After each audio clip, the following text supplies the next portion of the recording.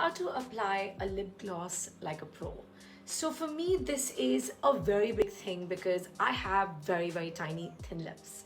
So the trick to remember is always wear a beautiful lipstick underneath your lip gloss. So I wear a long stay lipstick. So I own the shade Malaika from Simply Nam. It's a beautiful, lovely, spicy brown color which just looks lovely. I've made sure that every part of my lip is outlined really well and filled in really well.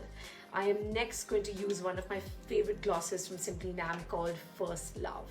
I love this gloss. It's a beautiful, like a gorgeous peachy pink lip gloss. What you need to remember is that the lipstick will help lock the lip gloss in place. So whether you are having a 6-hour, 8-hour day or a night, it stays in place. So what you need to remember is use the wand that it comes with and start in the center.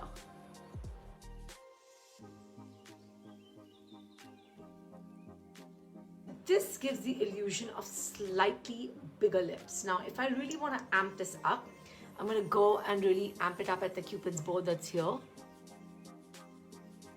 This is where that shine and gloss really needs to be there. And I'm not going to go into the outer corners. This way your lip gloss stays in place.